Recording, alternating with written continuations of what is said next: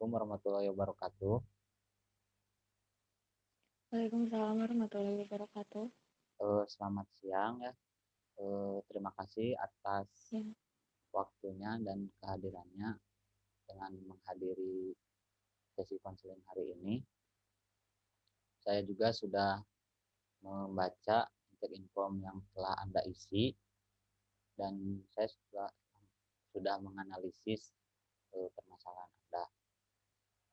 Nah, agar kelancaran sesi konseling hari ini, sebelum memulai kegiatan intinya, marilah kita berdoa terlebih dahulu. Berdoa dalam hati dimulai.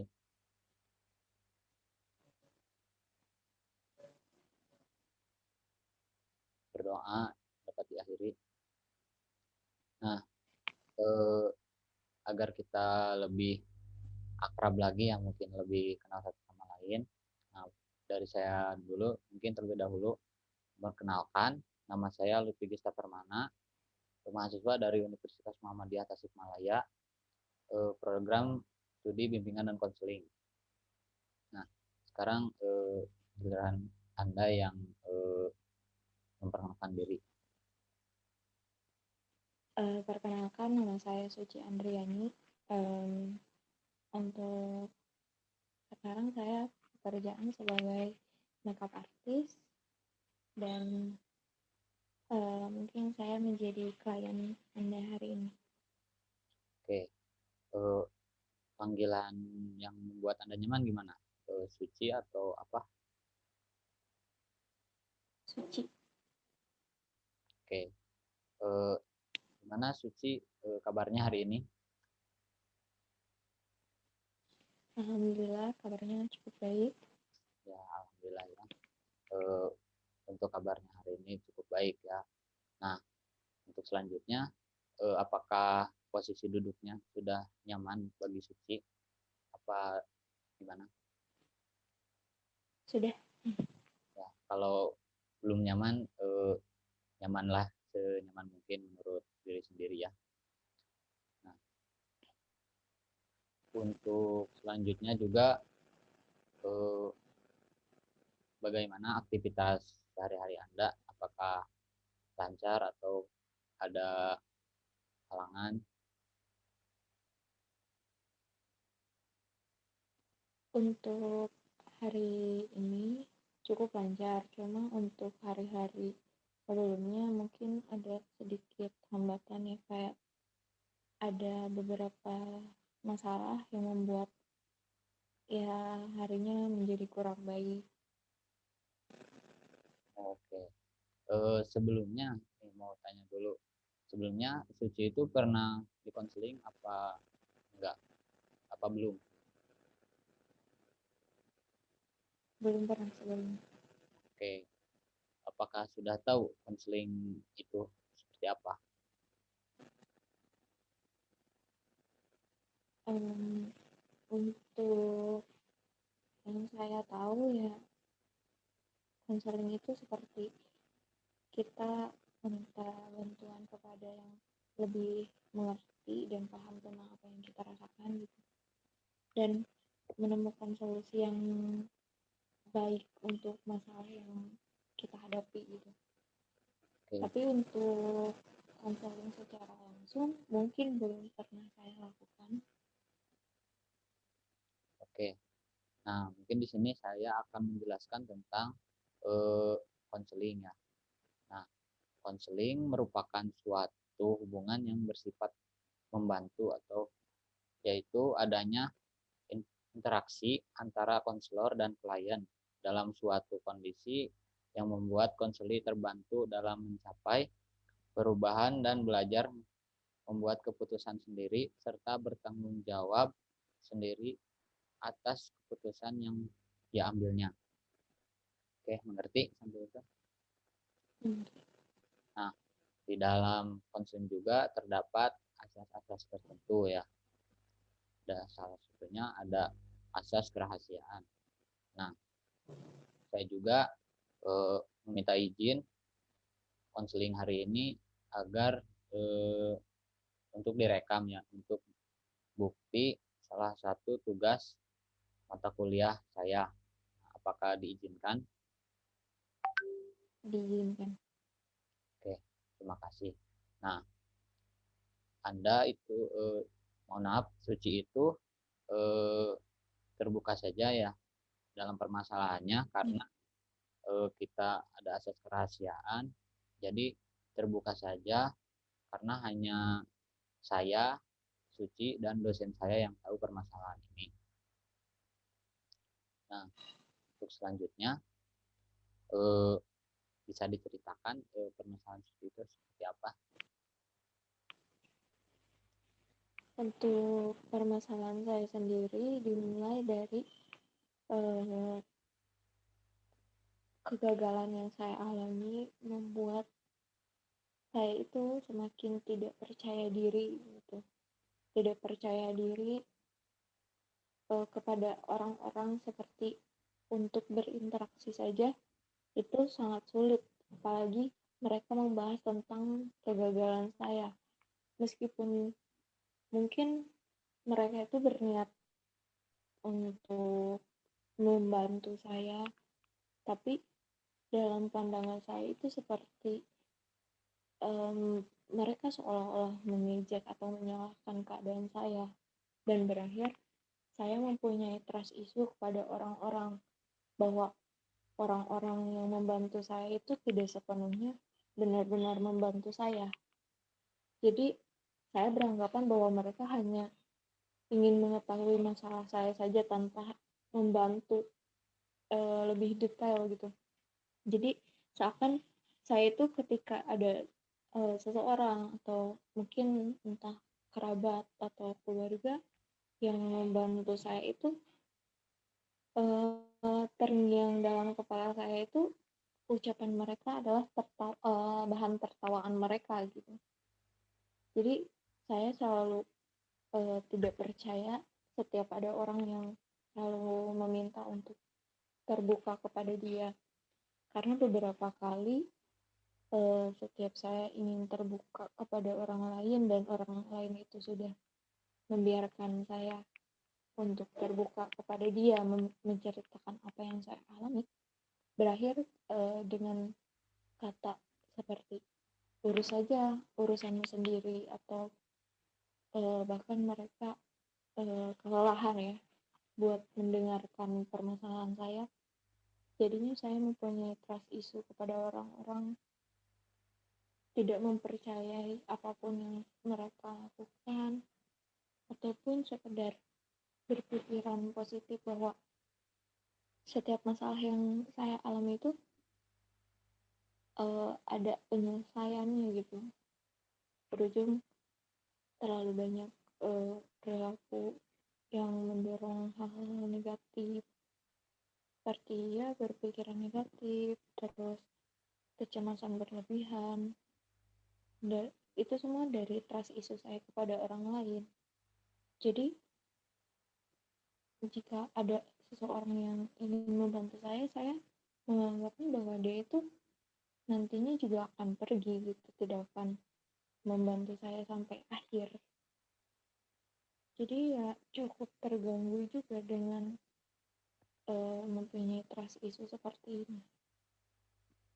Oke, berarti Suci itu mempunyai ketidakpercayaan dengan orang lain dengan apa?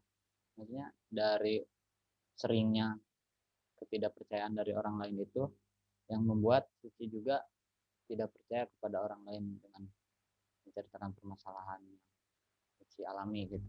Iya, ya seperti itu, soalnya dari beberapa yang saya alami gitu, ketika ada orang yang ingin membantu untuk menyelesaikan masalah uh, saya tuh selalu berpikir bahwa mereka tidak benar-benar membantu saya, tapi mereka hanya ingin mendengar apa yang saya rasakan tanpa membantu apa yang saya rasakan gitu.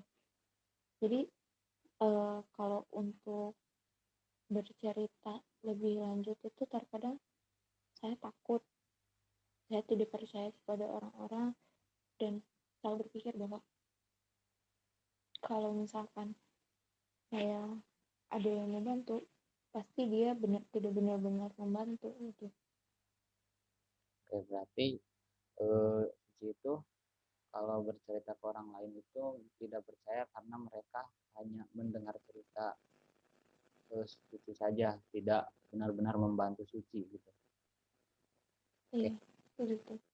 apakah permasalahan Suci itu cukup mengganggu dalam kehidupan sehari-hari? Lumayan mengganggu karena permasalahan ini sudah dari 2019 dan sekarang mungkin sudah 2 tahun. Apakah eh, ada hal yang membuat Suci itu larut dalam ketenangan mungkin ya dengan permasalahan itu sehingga eh, melupakan gitu, permasalahan itu? Apakah ada hal? Untuk hal seperti itu tergantung karena entah kenapa setiap saya sudah merasakan kesenangan atau ketenangan, saya selalu berpikir uh, akan ada cobaan apa lagi pada saya ketika saya merasakan benar-benar bahagia atau senang. Saya selalu berpikir nanti ada masalah apa lagi yang bakal menimpa kepada saya ketika saya senang atau bahagia, karena saya selalu menganggap kalau misalkan saya sudah tenang ataupun bahagia itu tuh hanya sesaat gitu, bukan untuk jangka panjang, tapi akhirnya akan ada masalah-masalah lain ketika saya sudah melupakan masalah yang satunya. Oke, berarti walaupun Suci udah eh, melakukan aktivitas yang membuat Suci tenang, tapi masalah itu selalu teringat kembali mungkin ya. Iya, Oke, bisa dijelaskan atau diceritakan hal aktivitas apa yang mungkin membuat Suci itu tenang atau mungkin melupakan permasalahan tersebut walaupun hanya sesaat.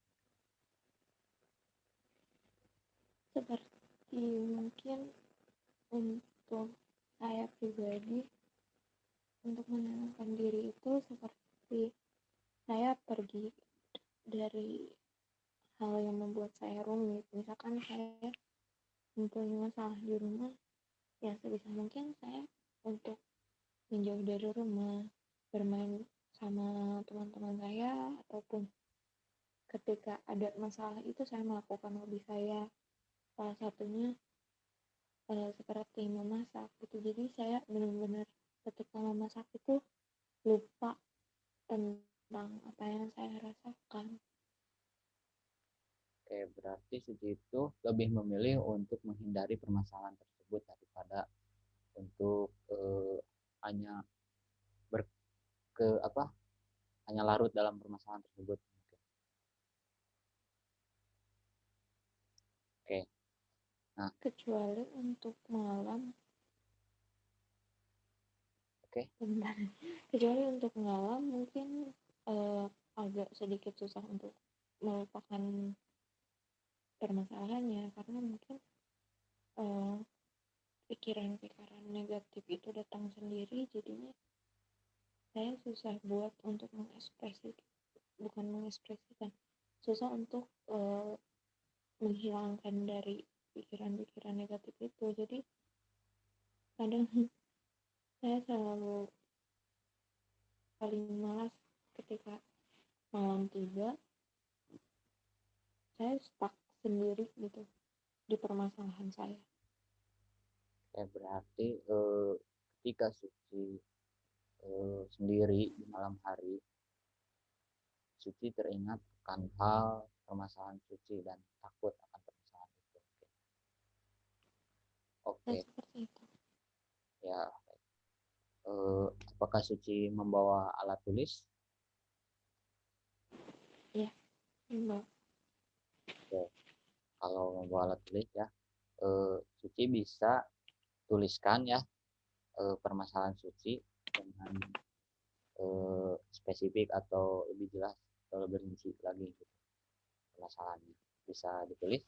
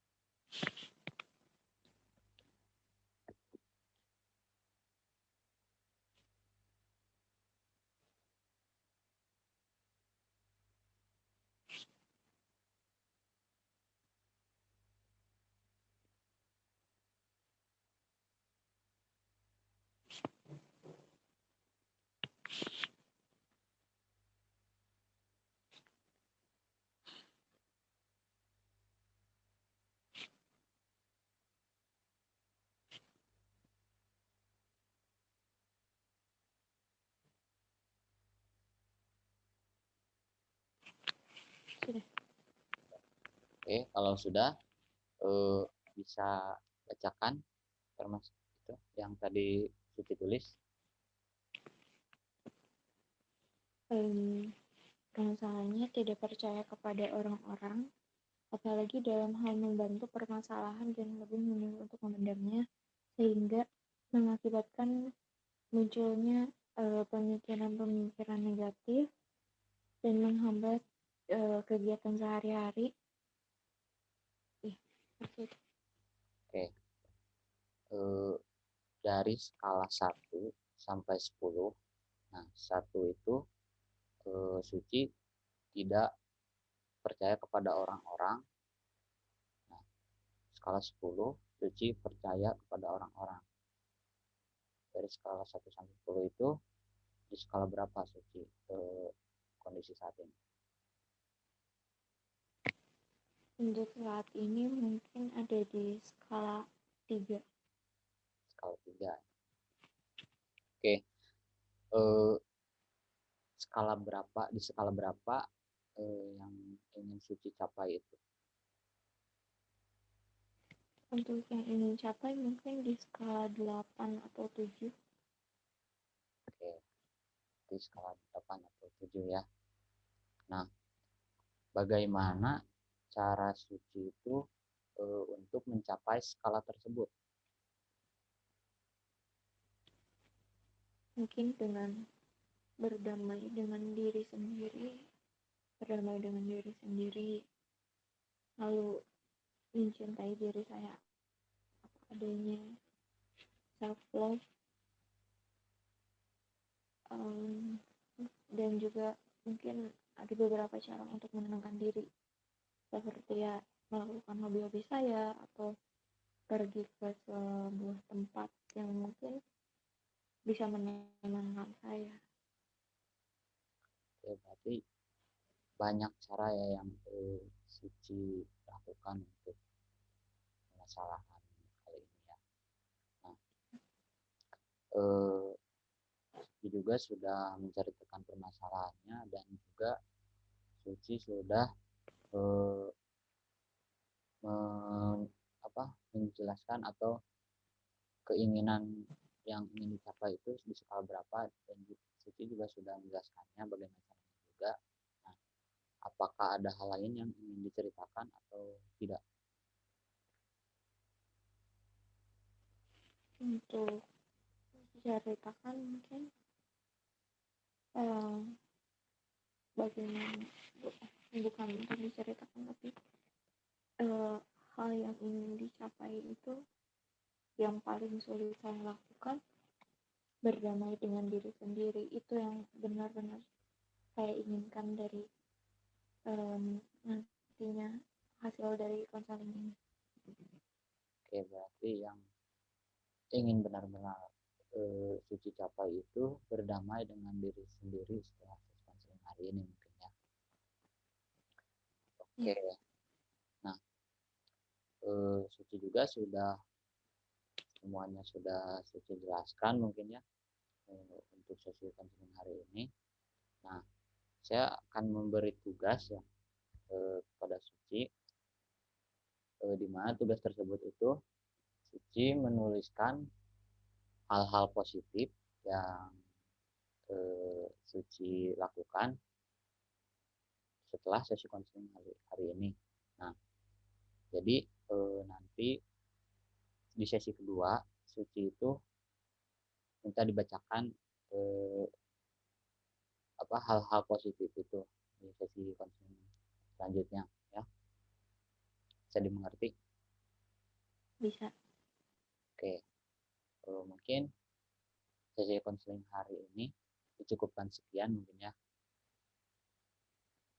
Semoga aktivitas yang Suci hadapi itu berjalan dengan baik dan cara yang Suci